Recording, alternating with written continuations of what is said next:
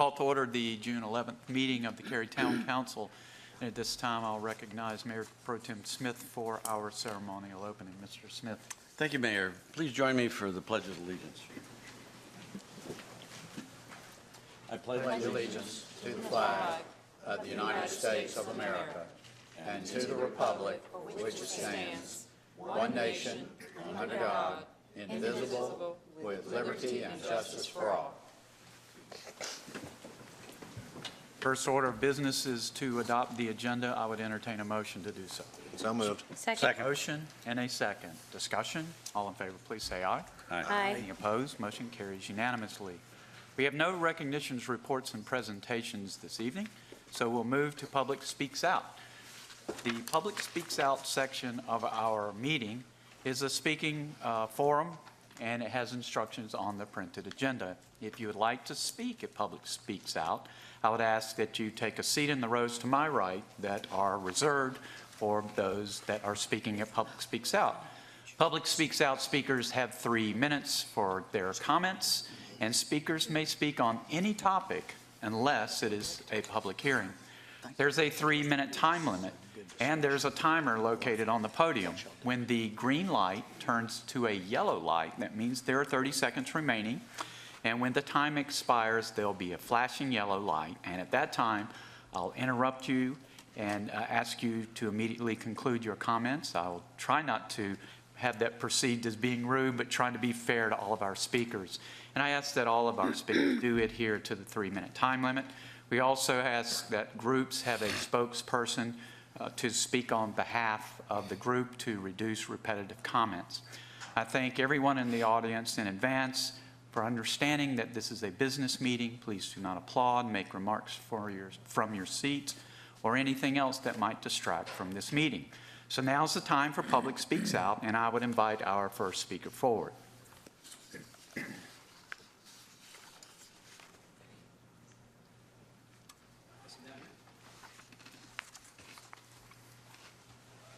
Good evening, everyone. My name is Mark Lemire. Mark, could you move to your left, please? I'm sorry. There you go. Am I good here? Yes. All right. My name is Mark Lemire. I'm from the Hollybrook Homeowners Association. I just wanted to, on behalf of all my neighbors and I just wanted to say thank you. There is a proposal coming up tonight for the water and sewer petition. I also wanted to say thank you to your staff over the course of the last year and a half. They have been extremely helpful, absolutely wonderful people to deal with. Tim has been wonderful. He's put up with a lot of emails, a lot of phone calls. Anyhow, on behalf of the neighborhood, we're very excited for this. We thank you all for your help, your support, and we're really looking forward to getting this done and being a part of Cary. Good. So, that's all I have. Thank you. Thank you. Next speaker, please. Anyone else for Public Speaks Out?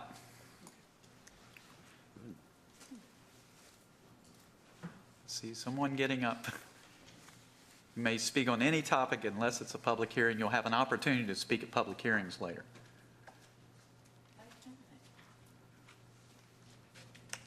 Good evening. I'm Ann Rollins. I'm the Executive Director at the Alice Aycock Post Center for Health Education. Thank you, Mayor and Council members, for having me this evening. I want to thank you for your past support and to come and report that we are happy that we join in a mission of health and empowering citizens of Cary for enriching your lives and the lives of your children and citizens. And we are looking for funding again this year. So I'm going to interrupt And so is you. that for agenda That's for our item 5? first public hearing, and you'll get 5 minutes to speak instead of 3. Okay, well, that's what I thought. That's why I hesitated. Okay, so hang tight, and we'll So call you right back. you want me to come back? Yes. Okay. Okay. I'll be happy to. Okay, thank you. Anyone else for Public Speaks Out? Okay, see no one else, I'll close Public Speaks Out. And we now move to the consent agenda. This is item 4 on your agenda, and for the benefit of people in our audience and those watching on TV, I want to take a moment to review agenda items. Please keep in mind that one vote approves all of these items. After reading the items, I'll ask council members if they would like to pull any items for discussion. On the consent agenda, we have minutes, ratification of a resolution for Wake Academy, Cary Senior Center Operations Policy Statement revisions, New Hope Church Road Trailhead Park, Duke Energy Progress request for utility easement across town-owned property. Hollybrook subdivision petition for water and sewer services. Are there any items that council would like pulled for discussion? If not, is there a motion to approve the consent agenda? So moved. Second. There's a motion and a second. Discussion. All in favor, please say aye. Aye. Any opposed? Motion carries unanimously.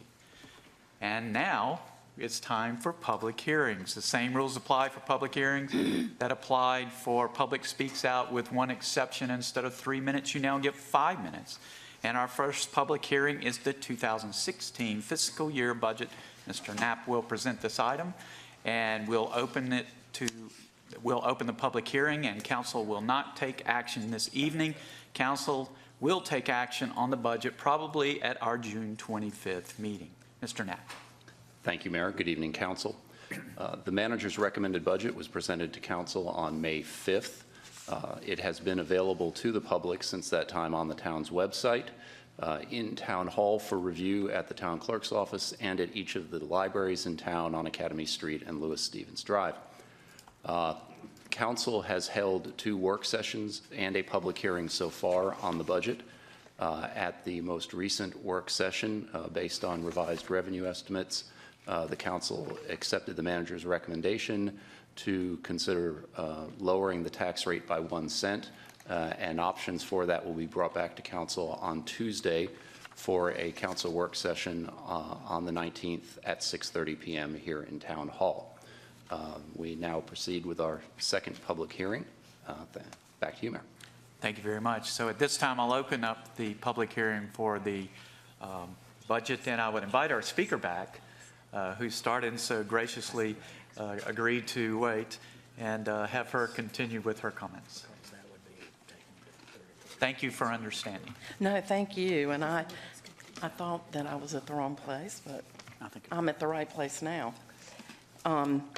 As I said, thank you again for letting me join you this evening and for your past support. I'm Ann Rollins, the Executive Director at the Alice Aycock Post Center for Health Education.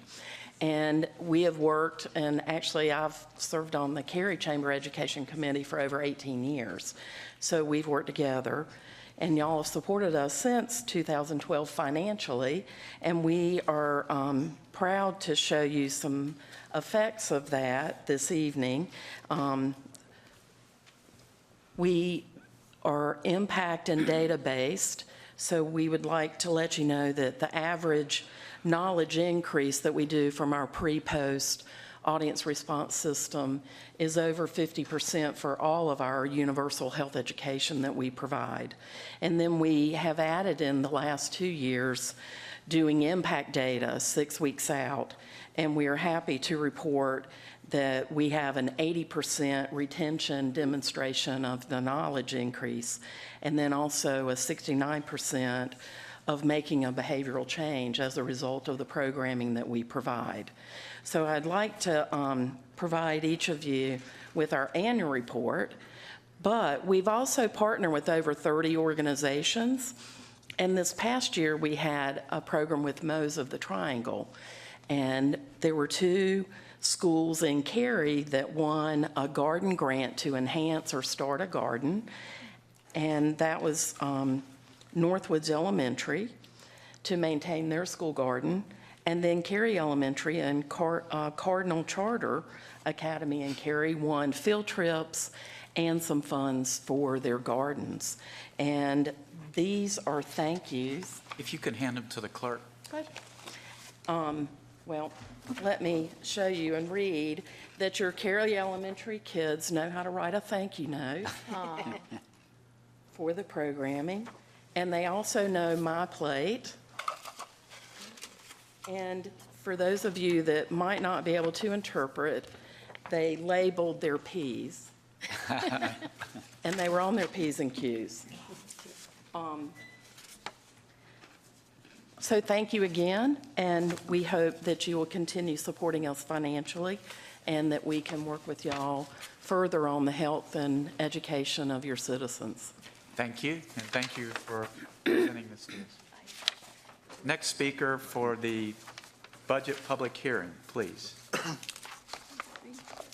Anyone else for the budget public hearing? Seeing no one, I'll close the public hearing, and as I mentioned earlier, we will probably finish the budget by on the June 25th meeting. We do have to finish it before the end of the month. We are required to have a new budget before the beginning of July. So that's item 5.1. We'll now move to item 5.2, which is our second public hearing, and it's a consideration of right-of-way closing at Walnut Street. Ms. Lunsford of our staff will present the item. We're going to open the public hearing, and council may take action this evening. Ms. Lunsford. Good evening, Council. Good evening, Council. Tonight, we are here to hold a public hearing in a request from Christ the King Lutheran Church for a right-of-way closing on a portion of 600 Walnut Street from the intersection of Walnut Street, Cary Town Boulevard to Tanglewood Drive.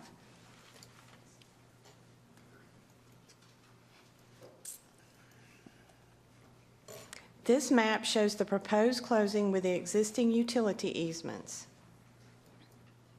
Here is an image of how it looks today looking west. And here it is looking east. The town will reserve our existing easements, which are water line, sanitary sewer, storm drainage, and slope. AT&T and Duke Energy currently have easements in the proposed right-of-way closing. Once the abandoned right-of-way is conveyed back to the church, AT&T and Duke agree to accept new easements from the church. In accordance with the North Carolina General Statute 169A through 299, staff has published the public hearing notification 4 consecutive weeks and placed signs on the site in 2 locations. Certified letters were sent to nearby property owners, and no negative responses were received. The closing does not adversely affect the public's access in any way. If council has no questions for me, I'll turn the public hearing over to the mayor. Thank you.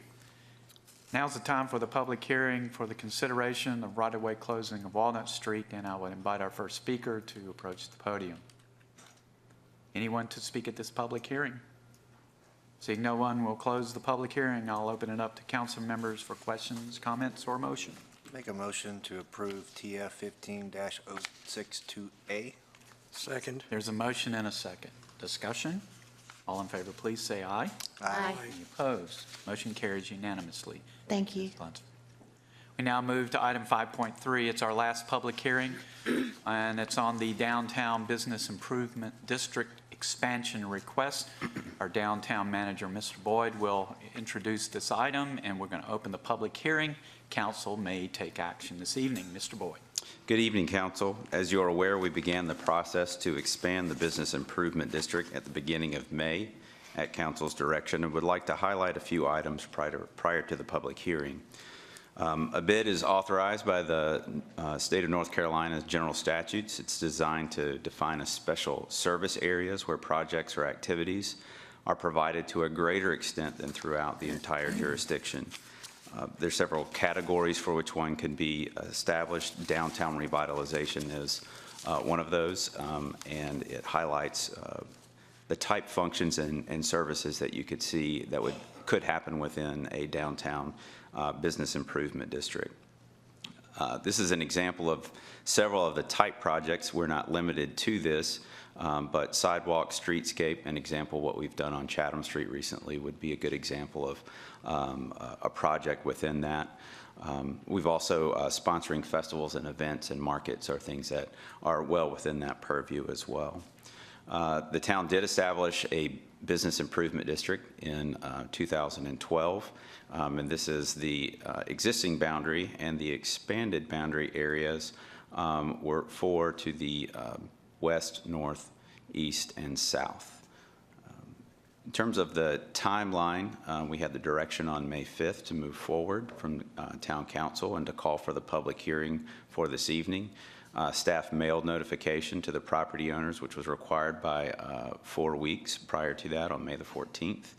On June the 2nd, we held a public meeting. It was not a requirement, but we thought it would be a good idea to have folks come and learn more about that at the Cary Theater. We had about 30 people that attended that. A great turnout, no objections to anything. Same thing with the notifications. I had several phone calls for clarification and emails. Some people thought that bid meant that we were going to buy the property. We were putting a bid, so we wanted to clarify those pieces, but we were not offering to buy property, to that clarification. And then to hold the public hearing tonight. In terms of fiscal impact, we're not recommending an incremental bid tax at this time. It's consistent with the way that we established the bid. We would continue the town payment of the development fees. We'll request that for another 3 years. We did add, in accordance with a process or procedure to be developed by the town. There is an example of that process within the staff report. And essentially what we wanted to do is, in the event that we have a lot of development and we go through the funds that are appropriated for that, we wanted to make sure that there was a process that brought that request back to council for your approval, rather than just a blanket accepting of whatever that might come along after that. So we wanted to formalize that process, but not add an additional layer of what we've been doing currently. Staff recommends to conduct the public hearing as advertised, and provided no concerns, adopt the resolution as attached. Thank you, Mr. Boyd. Now's the time for the public hearing for the Downtown Business Improvement District expansion, and I would invite our first speaker forward. Anyone to speak at this public hearing? Seeing no one, we'll close the public hearing, open it up to council members for questions, comments, or motion. Yeah, I have a question that I already know the answer to, but I need to ask it again publicly. I own property in the downtown area that would become part of the Business Improvement District. Do I need to recuse myself from this discussion and vote? This affects you generally, and like many other property owners downtown, and I don't believe you need to. If at any time you intend to take advantage of one of the benefits offered, that would be a different question. Well, I've already developed the property, so You lost your opportunity. don't really plan on doing any much else, so thank you. Just want to make sure of that. Wholeheartedly support expanding the bid. I thought it should have been bigger the first time we did it. Hopefully take advantage of some other opportunities, maybe a little bit further on the edges of downtown. Very optimistic. Other comments, questions, motion? Make a motion to adopt the resolution to expand the Business Improvement District. Second. There's a motion and a second. Discussion. All in favor, please say aye. Aye. Any opposed? Motion carries unanimously. Thank you, Mr. Boyd. Thank you, council. We now move to discussion items. We're on item 6.1. It's the Wakena Road South rezoning request. Is there a motion to remove this item from the table? So moved. Second. There's a motion and a second. Discussion. All in favor, please say aye. Aye. Any opposed? Motion carries unanimously. Staff's going to give us a report. The Planning and Zoning Board gave a report at the April 21st meeting, and council may take action tonight. This item will only require a simple majority vote. Ms. Grannon will introduce this item. Ms. Grannon. Thank you. Good evening. This is a request to rezone 4 parcels totaling approximately 14.58 acres located on the south side of Wakena Road. Cary's land use plan designation for the subject property is medium-density residential. The property is currently zoned residential 40, and the proposed zoning is residential 8, conditional use. The proposed conditions would limit the use to detached residential and limit the density to 3.1 dwelling units per acre. Since this was presented to you at the Town Council initial public hearing, and since it was presented to the Planning and Zoning Board, the applicants have proposed a new condition, and that would be that they shall not submit any real estate plats or development plans prior to October 1st, 2016. As you know, the Planning and Zoning Board recommended the request for approval by a vote of 7-2. Some of the concerns that were expressed were pertaining to schools and crowding, and that's hence the reason for the change with the delay on development plans being submitted, the new condition coming forward. And this concludes staff's presentation. I'm available for any questions. Thank you. Ms. Robinson, you've been very passionate about this area out there. I would Yeah. love to hear your comments. All right, well, I think it's good that the rezoning request is coming in consistent with what the project adjacent to it came in. I guess my only question is, as far as contributions to the network out there, are they doing comparable contributions of any kind that would be like what their neighbors have done? I mean, I know it's much smaller than what the neighboring rezoning was, but we saw some contributions to our system there.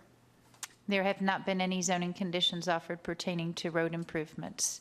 If development were to come forward on these parcels, they'd be required to do road improvements and consistent with the LDO, but above and beyond that, because of the small area, no traffic study was required, and they have not offered any additional zoning conditions. But they would be required to obviously handle their Do the standard. frontage Correct. and dedicate any necessary right-of-ways or easements to the town. It is a small project. It is consistent with what's around it. If the proposed use came down 0.1 units per acre, it'd be low density, single-family detached.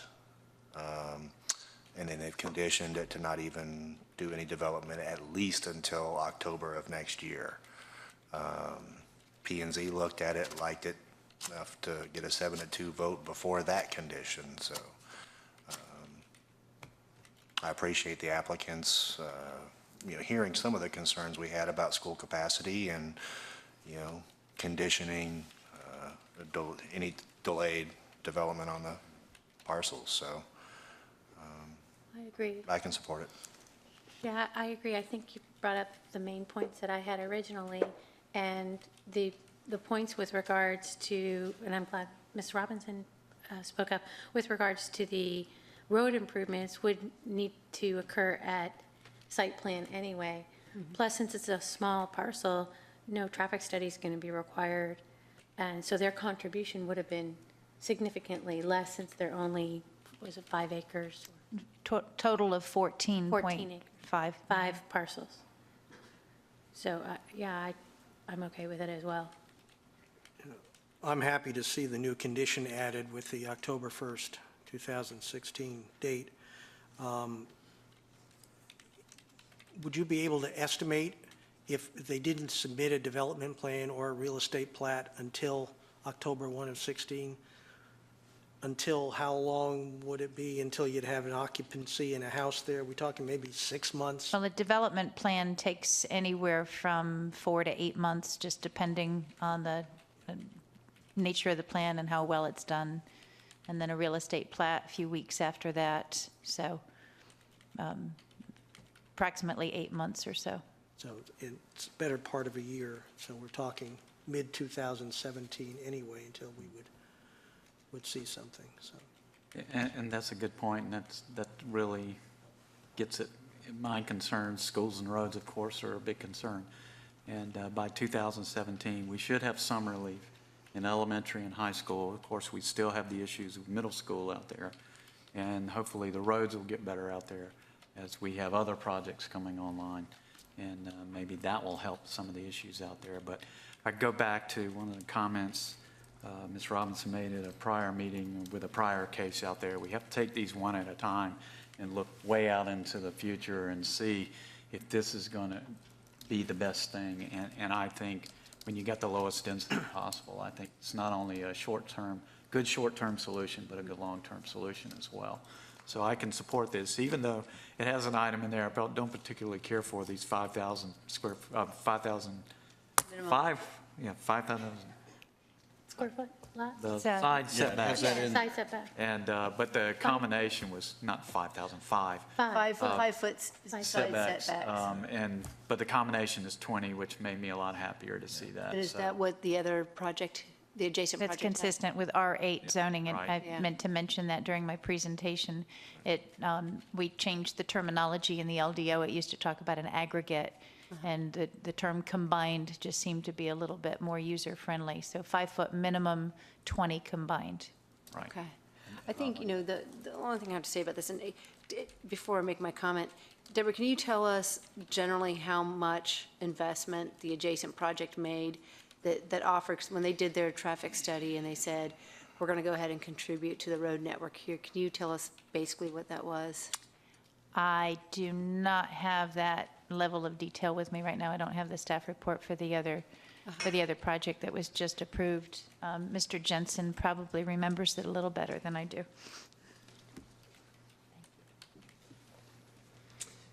Good evening, council. There were several zoning cases, some of the, particularly in the Joaquina Indian Wells area, that I'll try to recap. First was the Cross Point YMCA Church, which they are doing all their frontage improvements along Carpenter Fire Station Road. They're also doing adding a third lane on Highway 55 at Indian Wells for about 1,200 to 1,500 feet.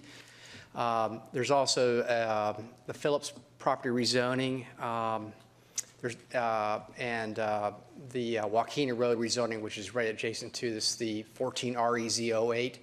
They will be making some left and right turn lanes on Indian Wells Road at Highway 55, and as well as you see, Highcroft Drive that is going through the properties that have recently been rezoned. They're part of their development plans. They will have to build their portion of Highcroft Drive. Now, there was a portion off-site that 14 REZ08 offered to extend Highcroft Drive further to the south through another parcel that they've committed in rezoning conditions to do. So that, in summary, kind of recaps where we're at today as far as road improvements in that particular area, as well as the town has a capital project, as you're well aware of, the Carpenter Fire Station realignment project up at 55.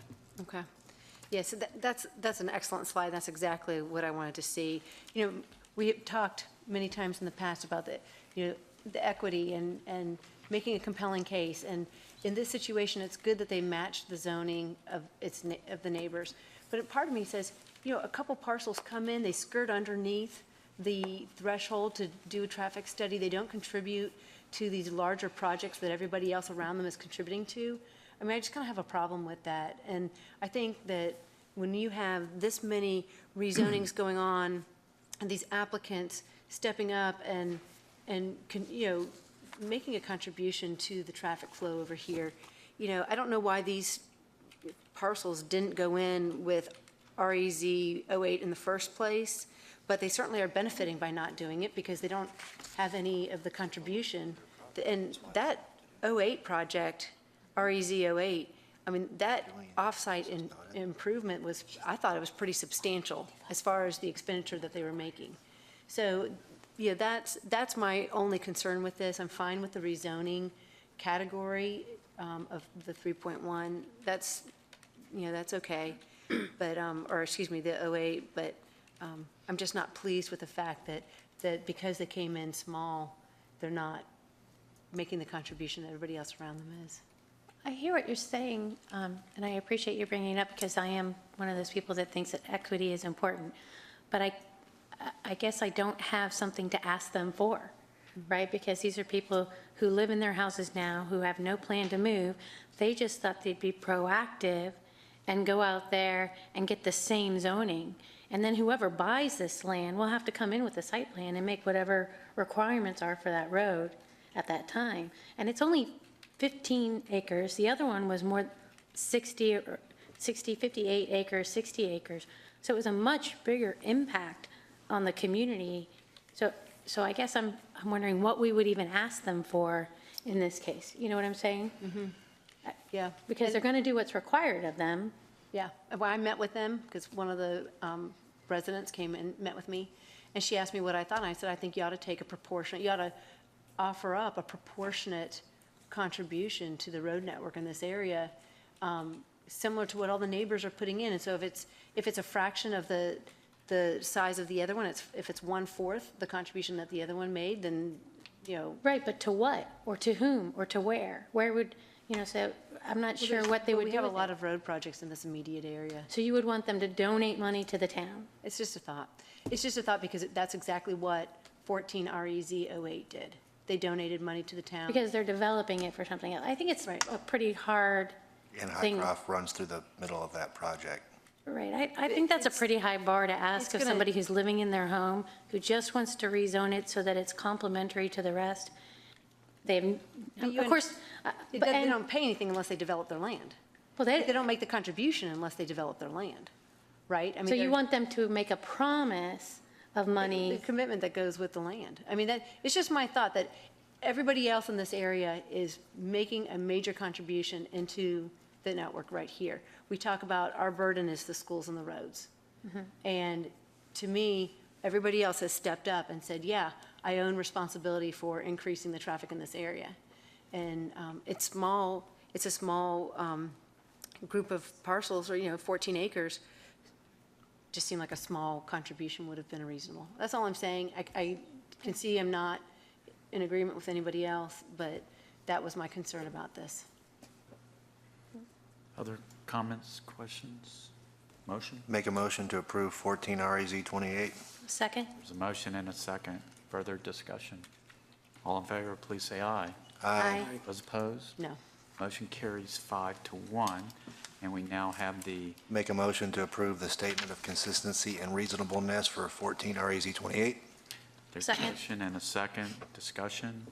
All in favor, please say aye. Aye. Aye. Those opposed? Motion carries unanimously. That takes us to item 6.3, consideration of Downtown Park PR 1185 value engineering substitutes. Mr. Cuna of our staff will present the item. Council may take action this evening. For clarity, I request that we go line by line so that council may give direction whether to keep or amend for each of the proposed changes. Mr. Cuna. All right. Good evening, council. At our May 5th town council meeting, all bids were rejected for the downtown park. So since that time, staff and our consultants have gone back and reviewed the bids that we had gotten, called some of the contractors to try to get a little more information, and we prepared a staff report this evening to present some of the options for reducing the overall cost. We feel like the changes that we're bringing to you are all reasonable changes that will have little impact to the overall quality of the downtown park. So one item I do want to mention about the fountain, as we were reviewing the options that we were looking at, one of the things we left alone was the fountain because there was a lot of work and effort that went into coming up with the design of the fountain. So all the materials, the granite finishes on the fountain, all the jets, that's all remaining at this point in the plan. Based on your comment, I'm going to go through each of the items of the recommended 6 changes. And this is a summary slide, but let me go ahead and go into the summary table that we prepared in the staff report. We had 3 tables, table 1, 2, and 3. Table 1 is the one we're going to focus on this evening. Table 2 and table 3 were alternates that we're planning to, with your all's approval, include when we rebid it, and those are items that can be, a final decision can be made at time of bid award. So table 1 here that we have. Before I get into that, though, there were about 4 items when we were considering the options. We wanted to keep the overall color palette similar to the original materials if there were any changes. Durability and maintenance of the materials was something that we wanted to keep the same or better, and when I say better, if something was removed, then obviously we wouldn't have to maintain that. No reduction in quality, and then ultimately the budget review in order to get to where the budget is. So the first item is the substitute the precast concrete panels to 8-inch brick walls. And this is actually the biggest dollar amount item that was shown.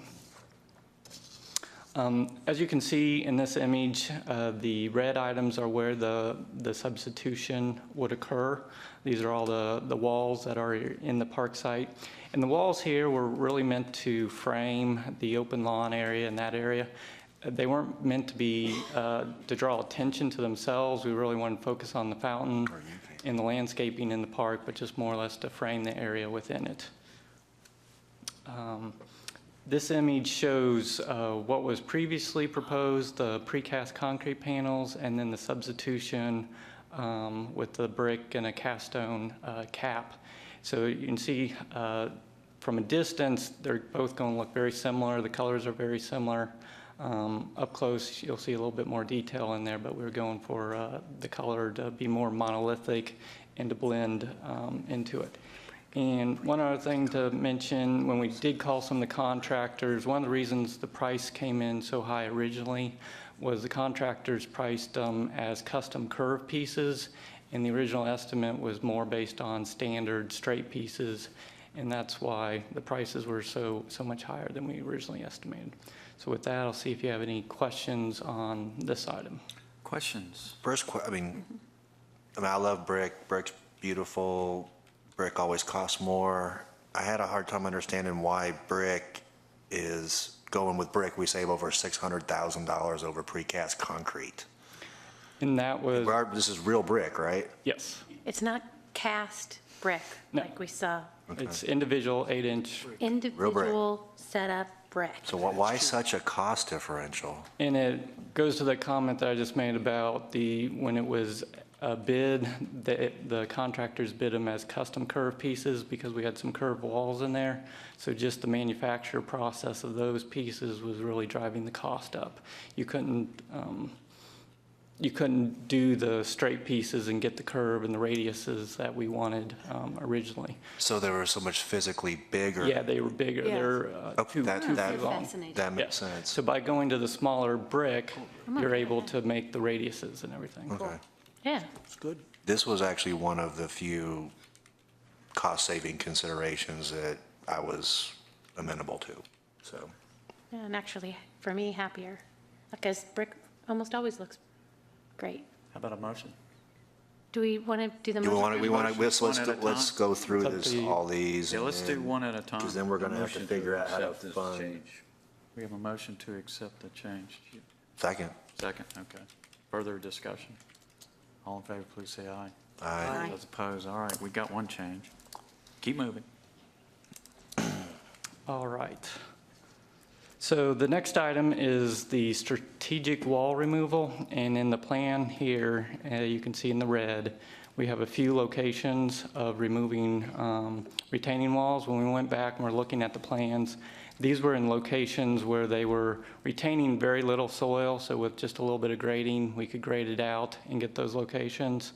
So that's a majority, and then we just had a couple minor ones up at the front that we were recommending removing. So is there any questions on that item? Question about the one behind the performance area. Okay. Really long one. This I mean, really these are long. called strategic for a reason, right? This originally, we were going to come up and have a retaining wall here with changing the grade. It was a 4-to-1 slope. We can do that in that back area and eliminate that wall. So we do not need that wall. So following up on that, in future phases, if we decided a grade separation would be ideal, can we go back in and put the wall in at that time? Because we don't know what the ultimate plan is out there, I think actually by not doing the wall gives us a little more flexibility on what our options would be, what we would need to do in the future. So the wall sets things a little more firmer in that location. So not doing that wall does not impact that performance area in any way, shape, or form? This is more of where the stage is up on the upper area and there's steps on each end, so this steps down. So this does not affect the stage or the performance area.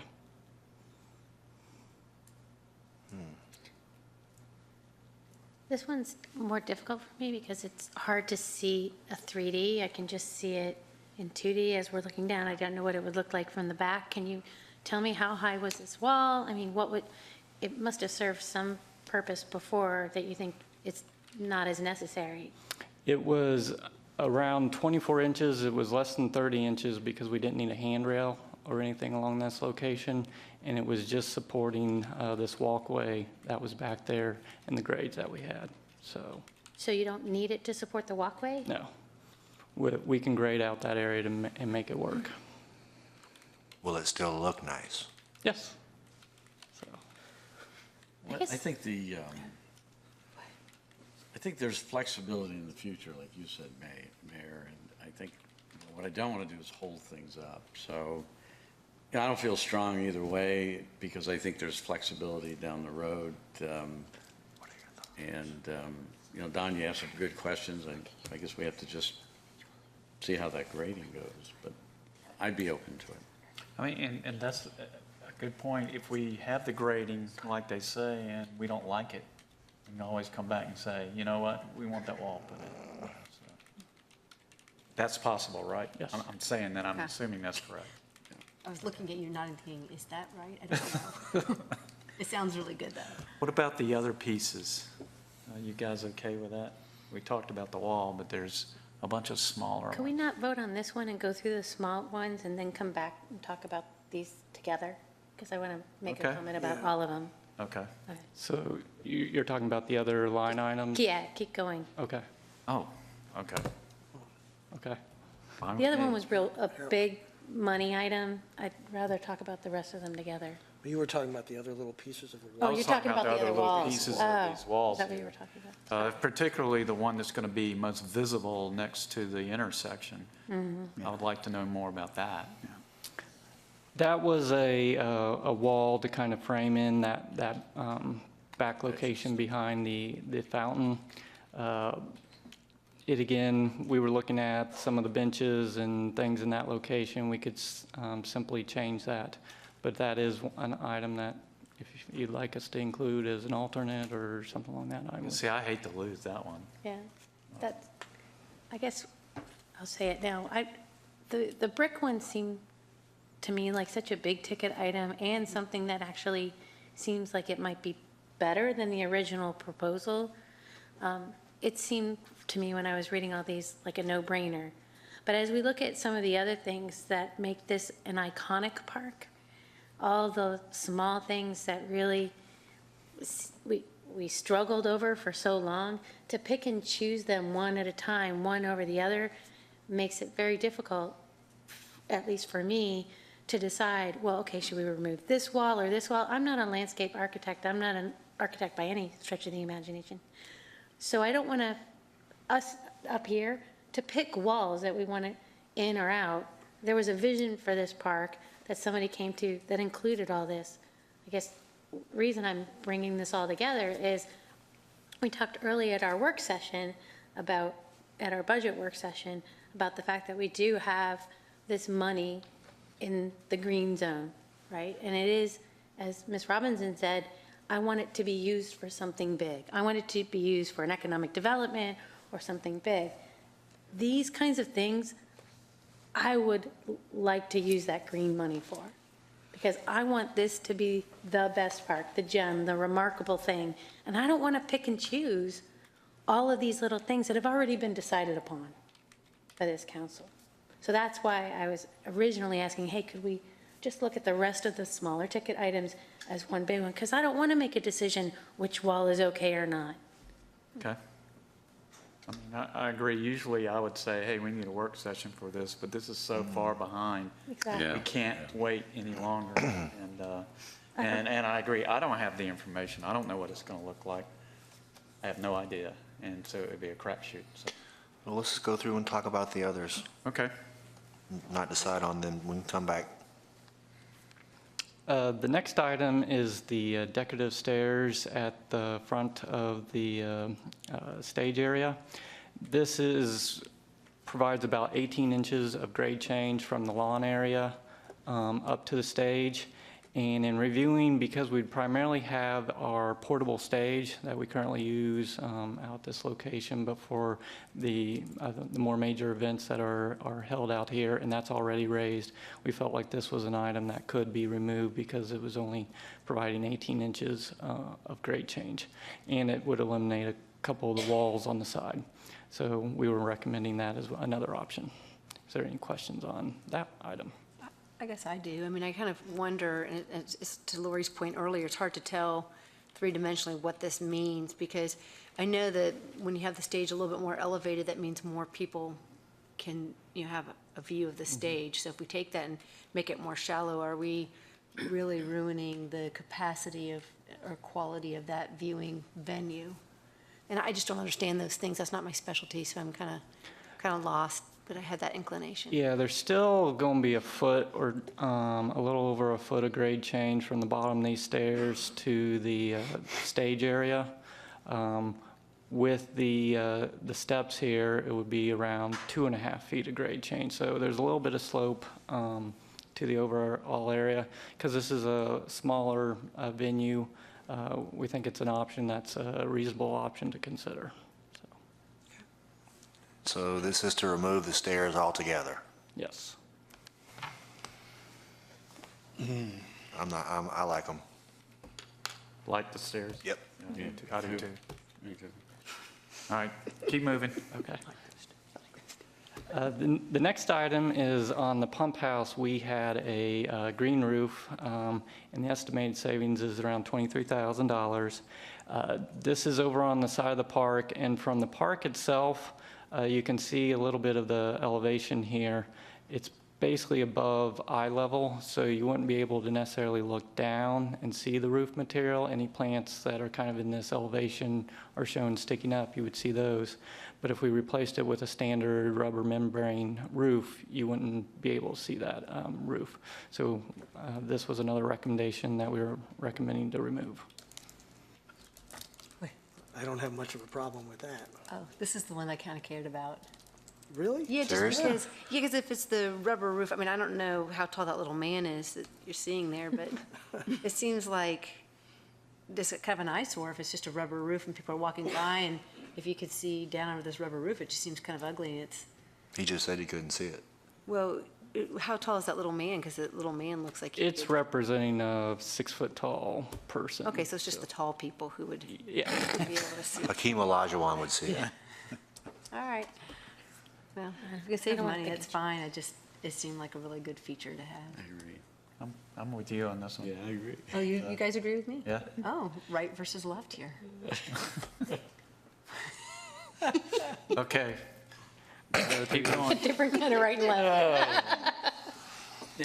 So the next item is, as you can see in the screen, there's several locations where we had steps. And we were recommending going from precast concrete stairs to poured-in-place concrete stairs. Again, precast, the thought is in a factory, you can get a more standardized finish with it. In the field, we'd have a little more effort with our specs and things. We think we can still get a good finish. It's still concrete, so it's the same materials, it's the same maintenance practices and everything, but it was around a $20,000 savings. So I'm curious about the aesthetics. So aesthetically, I will be able to tell the difference. Ideally, our specs should be tight enough that there shouldn't be much difference. I mean, the average person shouldn't know. I mean, a contractor, someone who does these type of things would know, but Say, hey, that's poured, that is. precast, yeah. I don't know. That's why I said, take them all as one thing and take it from the green. Well, I think it's okay to talk about Absolutely, them. absolutely. I'm- You know, and if I'm there talking is about- a Makes much consensus that we do away with some or make a Yeah. few changes, that's okay. Absolutely, But absolutely. Okay. What else you got?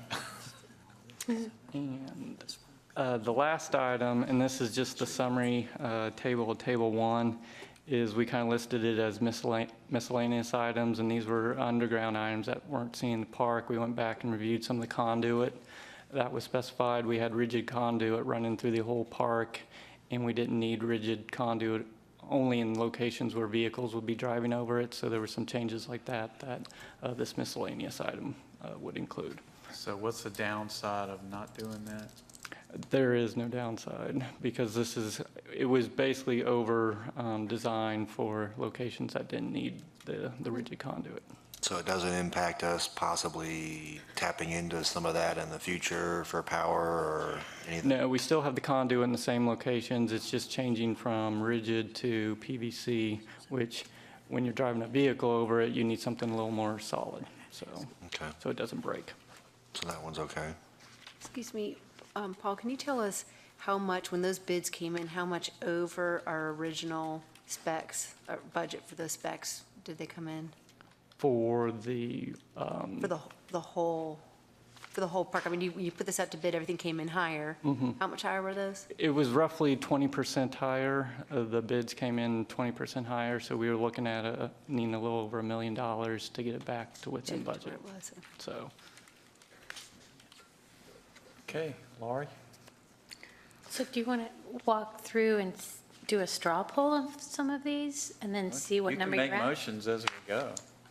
Well, it'd be, Or you can make a motion for the remaining 5. Well, I think for me, out of the list, besides the one we already made the motion on, the one that was over-designed, which, the miscellaneous items, I have to say, first off, it surprised me that something was over-designed. I'm concerned about the due diligence associated with our contractor, because that's almost 50K, that's 46K. I don't think that one, I think we could go without that one if staff feels confident. So I'd make a motion to take that one as well. Second. There's a motion and a second to remove the miscellaneous item, the last item. Yes. Okay. Discussion? All in favor? Aye. Those opposed? All right. So we have 2 decisions so far. We got brick substituted for concrete panels, and we have the underground conduit. Right, And so- we have 4 other items. So we're at, just doing the quick math, we're at 11,000? $711,502. Yeah. I did that like, my little calculator. So there, we found that money, and what were we off? About So it's 700? $1 million. Another 350. right, we were needing a little over $1 million, and we had some alternates, which are in Table 2, that would have brought us up to the full amount that we were needing. Let me go back to that. So I guess while he's bringing that up, where's the rest of them? The pump. See, I have to say, I don't want to touch any of we spent so much time on this fountain. I don't want to touch anything around the fountain. The extra water pump, the lighting. I mean, this was a long, involved decision, and staff has put so much time and effort, and as has council. I think everybody finally came to the realization, we like what we like.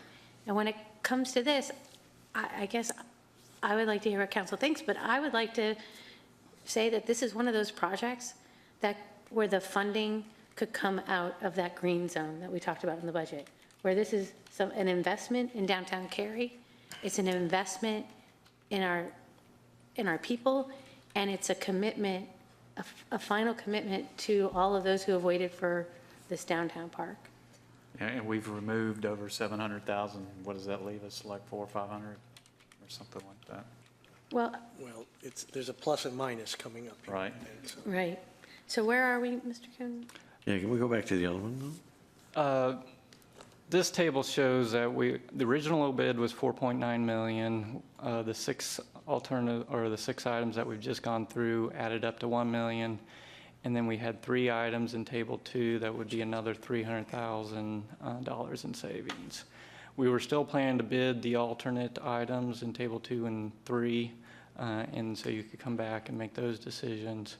But you can see when that adds up, plus we have miscellaneous fees and testing and contingency, that would get us to the current available balance of the 4.3 million. So with the alternate additions factored in, with what's been cut out, there's 711,000. We're currently at $434,439 cut. Short. Short, yeah, We over. cut 700 something. Yeah. Right. No, it's 711, which was cut, but Right. you factor in the additions of 277,000. Oh, I see what you're doing. You're taking away from what we Right, cut. right. Okay. So with the additions, we've only cut $434,439, which would leave us ballpark how much?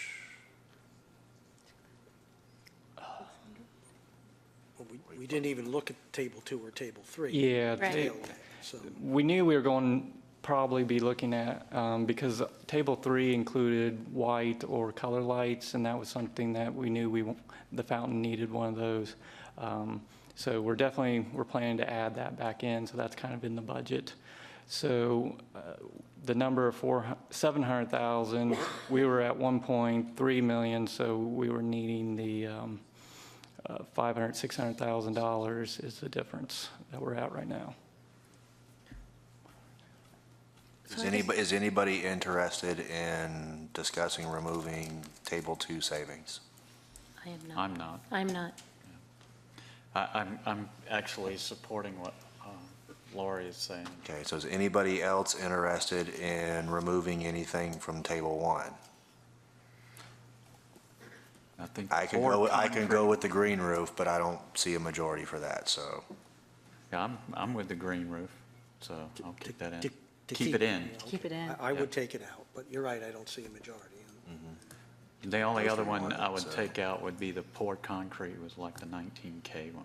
Yeah, I don't think that. At the end of the day, though, in a $5 million project, you want to Well, cheap. just every noise. dollar counts. I mean, if it really doesn't make a significant difference, I'd say save the 19,000.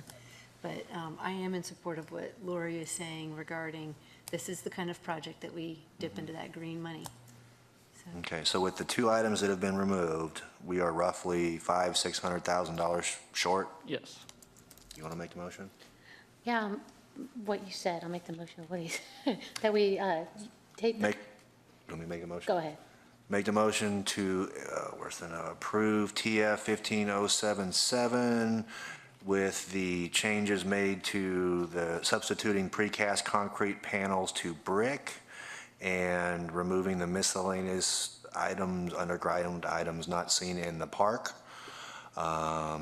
And that we instruct staff to close the gap using fund balance. And do we need to award the contract to the lowest bidder and get this thing going? Well, that goes back out, doesn't Or it? does it have to? Our next step would be to put the project, based on these recommended changes, back out to bid. We are legally allowed to award it to the previous Lowest. high bidder, correct? Low bid. No, we've rejected. I mean, previous low bidder. Yeah, we've rejected those bids, so that's. So we have a motion before we can. So we would have to rebid. Well, I was thinking about trying to make that a part of my motion, because this needs to get going, it needs to get going now. It needs to happen in concert with the Academy Street improvements. Yeah, I think we can deal with the financing piece as it comes back and the bid is awarded. I think that would be quicker and cleaner, and we'll know better exactly what that figure is. Yeah, we don't know exactly what the Right. bid is going to be. Right. So, I mean, I think if we just take out what we were going to take out. Put it out to All right, bid and okay. and deal with that when it comes It's back. probably going to be over, but we don't know how much Okay. or what we. Can I get a second? Let me actually remove my motion. Okay. Motion Remove your withdrawn. second. I'll remove my Okay. second. All right, make a motion to approve TF 15077 with the 2 changes made by council, substituting precast concrete panels to brick and miscellaneous underground items, and send this out to rebid ASAP. Second. Motion second, discussion. All in favor, please say aye. Aye. Any opposed? Motion carries unanimously. What else do we need to? Sorry that was so painful. On the table 2 and table 3, we can still include those as alternates? My understanding by Yes. consensus is we're leaving those in. Okay. Yes. Yeah. So that's all we're needing at this time? Right, we Sir. removed 2 items. But thank you for finding those opportunities. Yes. You guys did a Absolutely. great job. Okay. Thank you. Okay. All right, we now move to item 6.4. It's our last discussion item. Construction of public parking at 212 East Cedar Street. And our downtown manager, Mr. Boyd, will present this item. We may take action. Mr. Boyd. Good evening, council. The item for your consideration is the design and development of a public parking lot at 212 East Cedar Street. As outlined in your staff report, this property is an underutilized town property slated for demolition as part of the Walker Street Extension project in order to accommodate a cul-de-sac on Cedar Street. The property is within a quarter mile of our main, Chatham and Academy. And a quarter mile is generally the threshold distance that you like to keep in mind to encourage walkability. Also, there's a wide variety of restaurants. The theater is within that walkability as well, within that quarter mile distance. The need for more parking in downtown comes up at every public meeting or presentation I give and has been cited in both the town's 2012 and 2014 biennial citizen survey. And then one of the pieces that moved this project up in priority was the announcement of approximately 50,000 square feet of renovation and redevelopment project on the Cedar Street property to around that property. As private development, $7.5 million private investment, 25,000 square feet of new office to the property of the south of ours, and renovations to existing property to the west, converting a warehouse space into a new brewery that has been announced, the Bond Brothers Beer Company, and they're leasing vacant restaurant space for a restaurant. Additionally, this development, the private development would create a pedestrian plaza from Chatham Street all the way to Cedar Street in between the two properties, and in many ways making Cedar Street, beginning a process of making Cedar Street not just a back door but a front door as well with the activity through that. The public parking lot would accommodate approximately 29 spaces with an estimated budget of $630,000 that would utilize already appropriated downtown funds. And staff recommends Town Council authorize the design and development of a public parking lot on the town property at 212 East Cedar Street. And I'm happy to answer any questions. Questions, comments? I just have a couple of questions. This includes the demolishing of a building, is that correct? It does, it does. And in addition to the demolition, it also, any sort of easements, drainage easements that would need to be incorporated, there's a 20% contingency. It's about $120,000 within that as well, too. So we try to be very conservative on this estimate, but we do believe we won't use all of this. So how much of this is actually for the parking lot? And I mean, how much of this would we do anyway? Because we own this property, we're not using the building today, is that correct? Correct, yeah. The building is not really in a position to improve it in such a way to lease it out. Plus, because of the plan with Walker Street, or the extension, if we were to do anything to show use of that property, it would be contrary to the plan that we had for why we were trying to accommodate with the cul-de-sac. It also create cross-access through the redevelopment of the property on Chatham Street as well once that's developed. So it actually could help if that flow that could come through that as well. So if you were to look at this property and you would say, this is what I would call the construction of the parking lot, it's about $400,000. There's about $60,000 that's budgeted for the demolition, $60,000 for any drainage easements, and then about $120 is the contingency within that. So it's about $250. That's pieces that's not in what you would ultimately look at and say, that's the parking space, those are the lines within that as well. And we're trying to accommodate as well for any BMP or drainage pieces that we might need as well. So I sometimes have Jen in my head, waiting for great, and it always scares me. So if you could put parking anywhere, is this where you would put it? Like I said, one of the pieces, the proximity to where we're looking at in our main and main. The other really public structure parking we have on Cedar Street is next to the theater.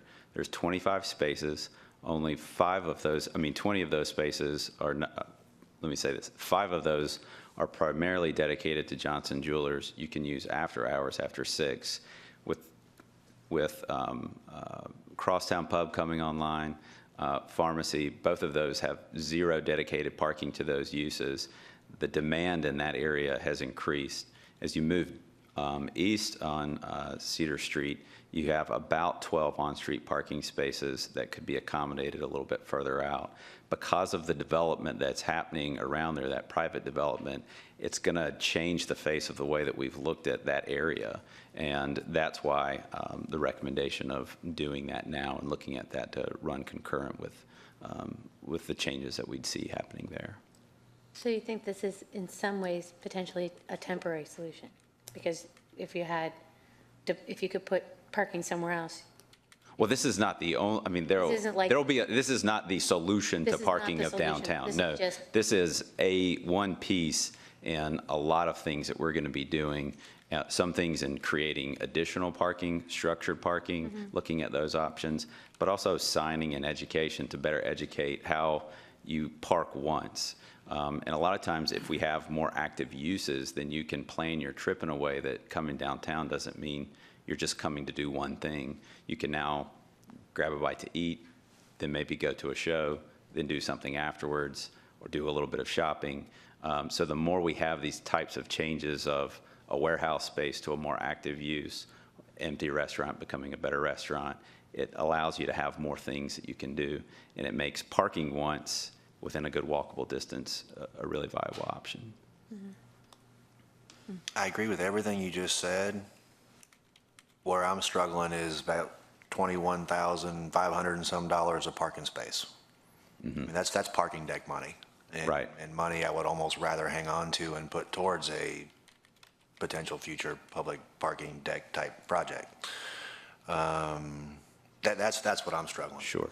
I mean, shoot, I need parking, but there's no way in heck I'd spend that kind of money for the parking. It is a I'm bit of, having a real hard time getting past it. I mean, I just,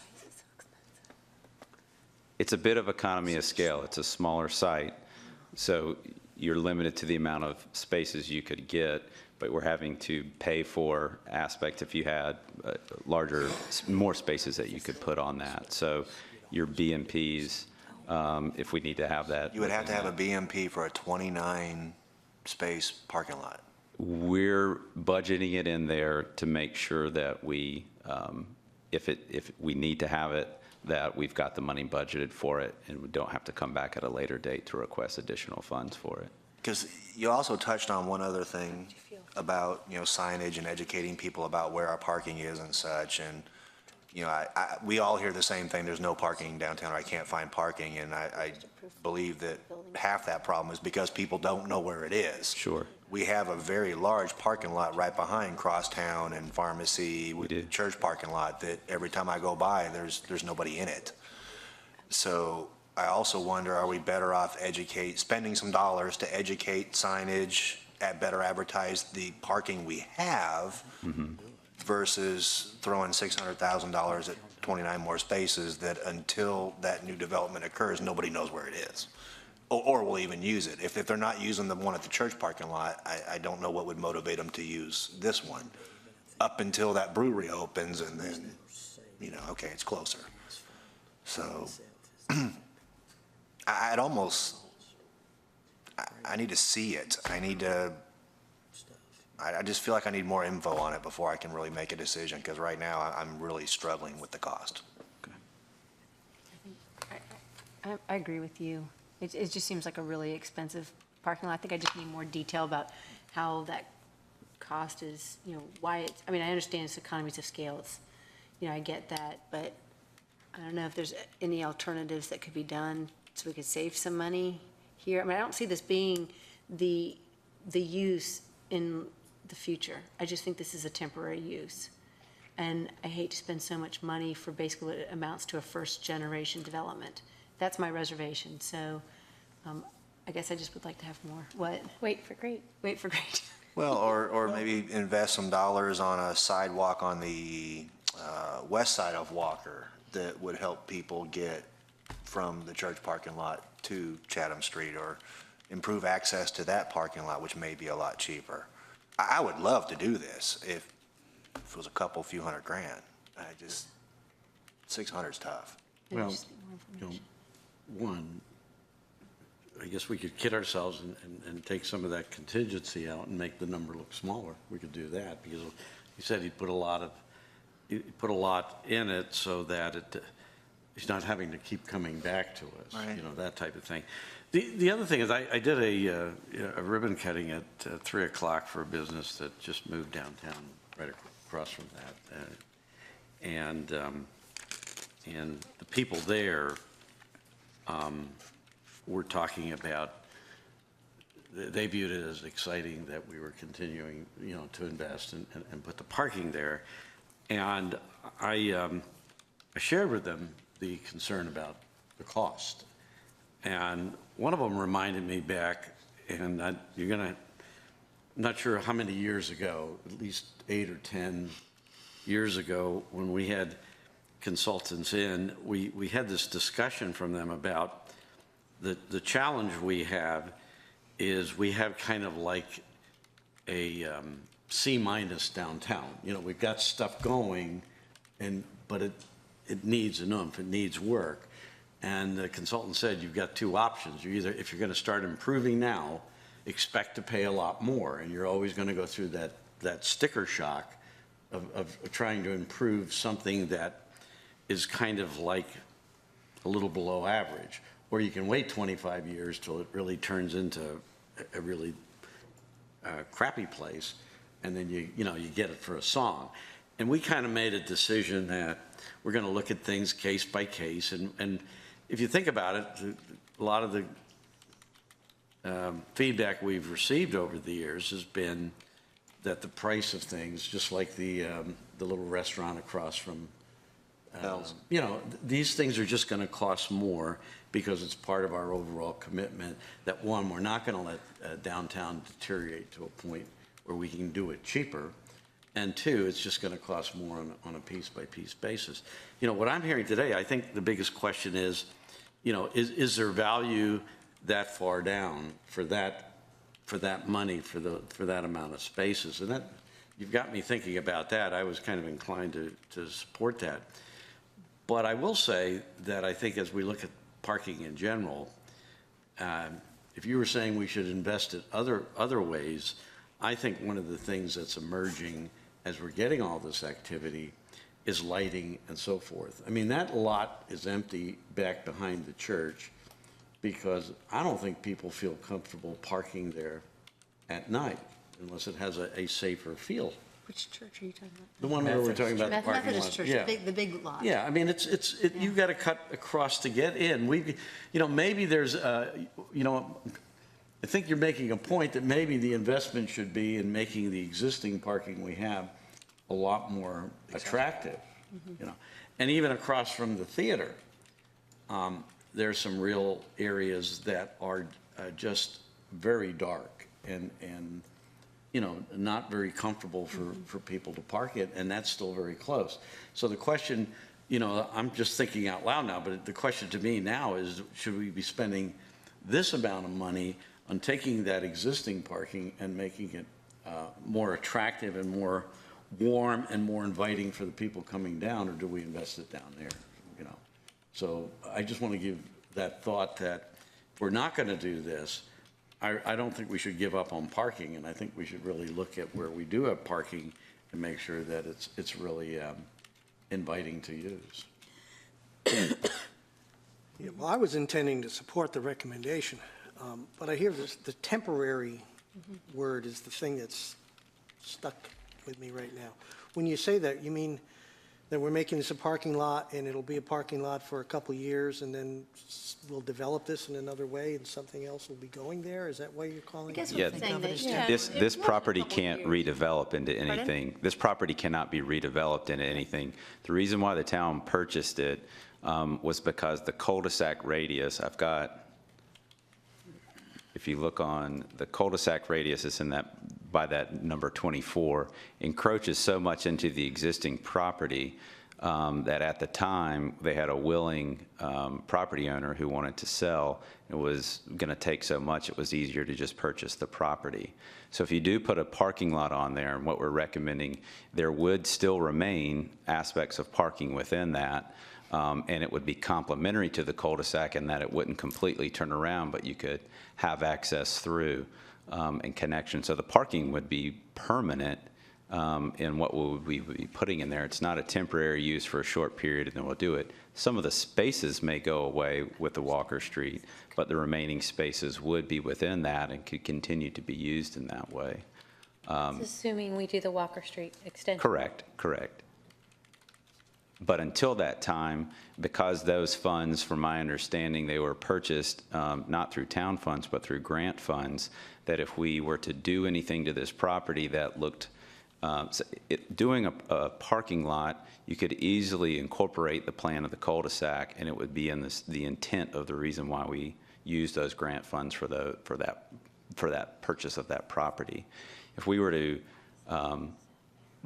try to put a tenant in here, fit the property to do that, that would give an indication that we're maybe moving away from this idea, and they most likely will request us to repay those grant funds at some point if we don't move forward with this at some point So as the well. only limitation is the grant funds for the use. You say you can't redevelop this because of the grant funds or tying it. Well, I think the amount of space that you would be eating up within that and what would be developing around that as well. Riley Construction is there. They've expanded across their lot. You have one little warehouse on the other side, but because you'd be losing your frontage, the amount of what you've got, it's only, I believe it's about a little under a half an acre right there. So you would be left with that cul-de-sac about a quarter of an acre, and it's sandwiched in between that moving through, so.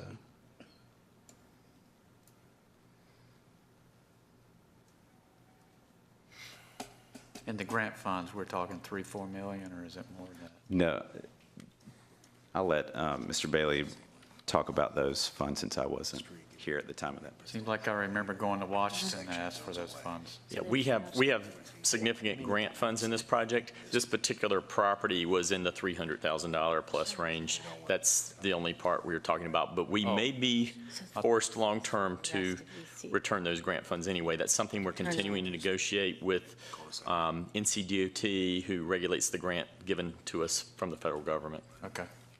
There's also a sort of a low area by that condominium. There's a new building at 25. The number 26 is a duplex, and there's a low area behind it. The ability to redevelop with like a building on this corridor, it's not impossible, but it will be later. I think we would get a lot of life out of this parking area, and the way it's set up and connects to the new development, it's really it's very critical link there in passing through, and really coordinates well. So it's a good use for many years to come on this particular site. Okay. Does it have to be now? I mean, all of this is redeveloping right now, correct? Correct. I mean, the area where the flower covered, all of that, that's being redeveloped. Is this something that needs to happen now for some reason, or? Well, it would take time for us to move forward on the construction process, the demolition process. So I think by the time that if the development gets the approval on their round, they'll be ready to begin construction this summer. So I think that the timing that it would normally take to develop this would line up, and when it would be coming online would be around the time that we begin to see some of the redevelopment finishing as well. The new construction, they're looking at approximately about a year or a little less. The brewery is moving forward with submitting their plan so that they could hopefully see a potential spring opening within that. But to me, the most important piece is them being able to do the pedestrian corridor that's between the two existing buildings that provides that real link from Chatham Street all the way back in between the properties. It makes it much more within that walkability and that connection to our main street. I mean, I don't have, I have to say, I'm with Mr. Francis, although I'm going a little bit back and forth. I don't have a problem at all with providing parking, especially as an incentive for people to develop and to make it safe. And I'm okay if this was a parking garage and we were paying $20,000, because we've been told the parking garages are about $20,000 a space. My heartburn is that we're paying $20,000 a space for 29 non-structured parking, and that's because of the nature of this beast. And I assume that most of this parking will be used by some of the immediate area, because I think if people really knew that the parking was available behind Methodist, that's closer, right? So For the theater. For the theater, right, not for this particular. It's actually both within a quarter-mile walking distance, so it might be, actually your walk is actually a better walk from going Academy Street to Crosstown Pub into the theater. You can come Walker Street. Part of it is distance, and it's also the experience. When you come down Walker Street and connect, right. You have a little bit more developed as you come down Academy and get that Right. experience, and it doesn't feel, you have the light from the buildings that are there on that side that make it a little bit more pedestrian friendly and safe feeling. Yeah. I think one of the other things that's kind of like feels incongruent for us is that we've gone from place to place looking at dynamic cities, and surface parking lots usually aren't one of the components that we see for these dynamic cities.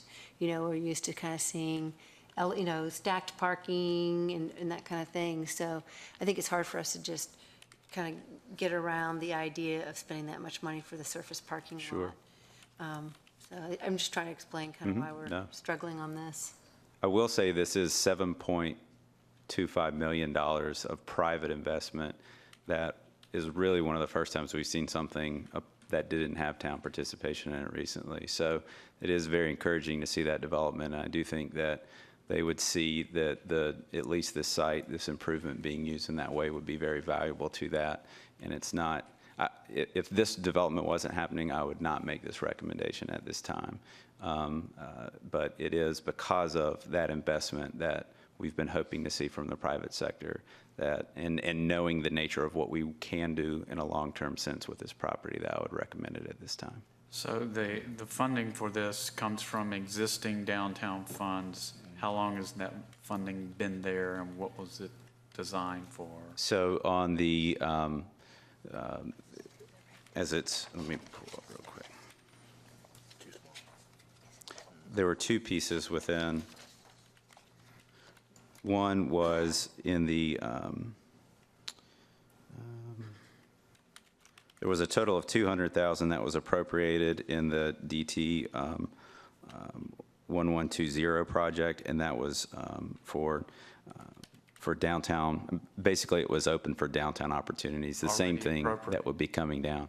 Most of what we're looking at is looking at properties. One of the initiatives that I've tried to have is take vacant, empty properties that the town owns, and how do we make them more active and use those so that our properties aren't contributing to anything that's to the effort or detracting from the efforts that we're doing. So a lot of it was looking at properties that the town owned, that we would be able to improve those in some ways.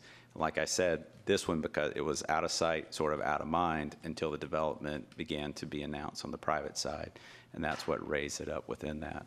I've been looking at the Walker Street property that we do own. Are there ways that you could make improvements to that? And then some things we've made improvements. So the Ivy Ellington house, we haven't made improvements to the house, but we've tried to activate the lawn in such ways with the farmers market and other events to create the activity happening within that. Well, let me make a motion and just to move us along and see how far it gets. I move we approve the construction of a public parking lot at 212 East Cedar as found in staff report TM 15-017. I'll second that. There's a motion and a second. Further discussion. I mean, I was trying to weigh both sides. I'm sitting on the fence a lot, but I think it's another arrow in the quiver. I wish it was a nicer arrow, bigger arrow, more affordable arrow, but I think it's another stepping stone in our improvements downtown, and it would reinforce to people our commitment when we hear the arguments about parking. And I wish it was a more compelling case financially, but seeing the development happen there, and I think you brought up a good point about the revenue that's coming in as people are investing down in that area. I hate to see us take a step, not a step back, but a slower step by not moving forward on it. So I think you've all made good points, but I think there's enough said that I think we should support it, and that's why I am. Yeah, I agree with pretty much what you said. I know that it's extremely expensive, a lot more money than I think we should be spending. However, it's very strategic, especially with the new development going on there, and would support what's going around it very well. And that's why I was getting to the money appropriated. What was that money for? And that's what that money was for, to help with town properties, to help bring businesses, support businesses, And that's what this would do. So I'm going to reluctantly support the motion as well. Any other comments? The only thing, so I'm acting this time not like Jen, but like Ed, where he says, oh, and you make a good point. Oh, and you make a good point. Right? Doesn't Ed do that normally?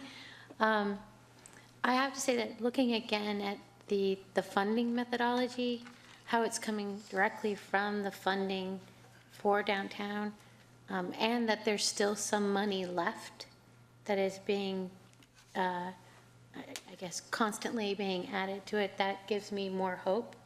Because I didn't want to drain that whole fund, and then a new opportunity comes up and we have no money, come back to the well and it's dry. So that made me lean a little bit forward into that. The other part that Ted, you brought up, that I was glad you brought it up, is about how it does energize a property that the town owns that's not being used, and that entire private investment. We haven't seen that. And so shockingly, I know y'all are surprised, I'll be supporting this motion, even though I started in the beginning not. Other comments? Already made them. Okay. Already made 'em. All in favor of the motion, please say aye. Aye. Those opposed? No. Motion carries 5-1. Thank you, Mr. Boyd. Pulled a Lori pulling Ed. We have no closed session this evening and no other business on the agenda. I would entertain a motion to adjourn. So moved. Second. Motion and the second discussion. All in favor, please say aye. Aye. Opposed? We are adjourned. Thank you.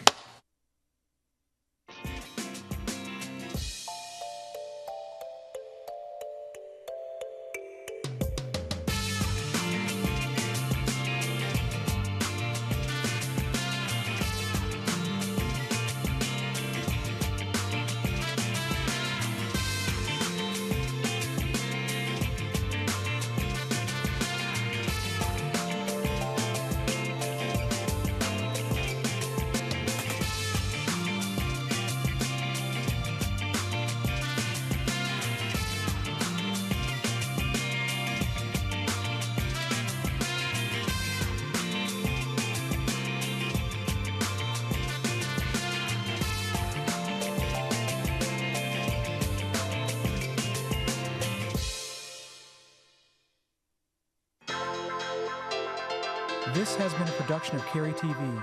Visit the Town of Cary's website at townofcary.org.